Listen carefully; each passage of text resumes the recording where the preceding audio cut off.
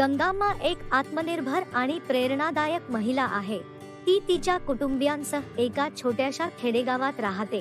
कठीण काळ येऊन देखील तिने तिच्या कुटुंबाला आधार देण्यासाठी घरी पापड व्यवसाय चालू केला। तिची चिकाटी आणि निश्चय हे तिच्या आजच्या यशाचे कारण आहे आणि तिच्या गावातील इतरांसाठी ती एक प्रेरणास्थान बनली आहे। तिच्या यशाची दखल घेऊन आम्हाला तिची मुलाखत घ्यायची होती। गंगाम्मा, मला सांगाल का तुम्ही तुमचा पापड व्यवसाय कसा चालू केला? होय मॅडम, माझ्या कुटुंबावर फार कठीण काळ आला होता आणि आम्हाला माझ्या मुलाची शाळेची फी भरणे देखील परवडत नव्हते। तेव्हा मी विचार करू लागले की मी आमची पैशाची चणचण कशी दूर करू शकेन आणि मला एक कल्पना सुचली की पापड बनवावे आणि ते विकून काही पैसे कमवावे। तुम्ही तुमच्या पापडाची विक्री कशी करू शकलात? पहिल्यांदा ते विकणे तेवढे सोपे नव्हते।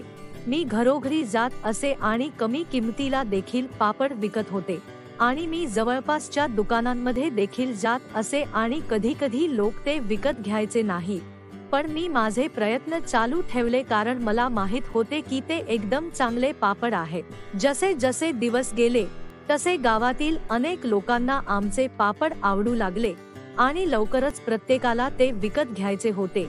जेव्हा आमची मागणी वाढली तेव्हा मला कळले की मला मदत घेतली पाहिजे आणि मी काळजीपूर्वक आमच्या गावातील अशा काही महिलांना निवडण्याचे ठरवले ज्यांना माझ्यासारखीच पैशाची अडचण होती, म्हणून मी त्यांना माझ्याबरोबर अधिक जास्त पापड तयार करण्यासाठी बोलावले। गंगाम्मा, तुम्ही तुमच्याबरोबर काम करण्यासाठी इतर महिलांची कशी खात्री पटवून दिली?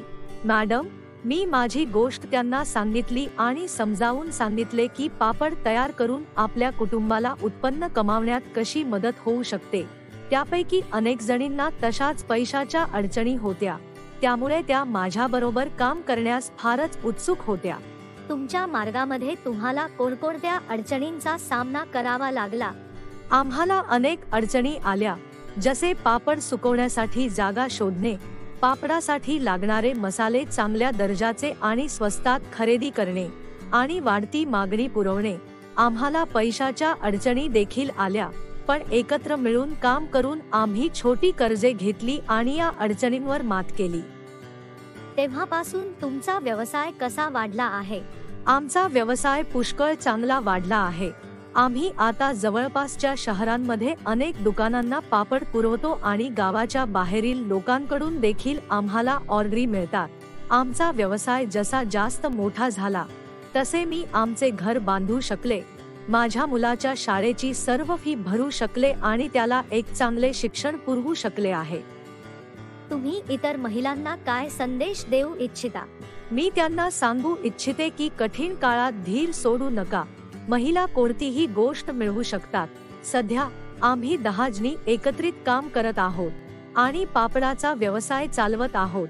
आम्ही आमच्या गावामध्ये शाळा बांधण्यासाठी आणि पाण्याच्या सोयीसाठी देखील रोख पैशांची मदत केली आहे।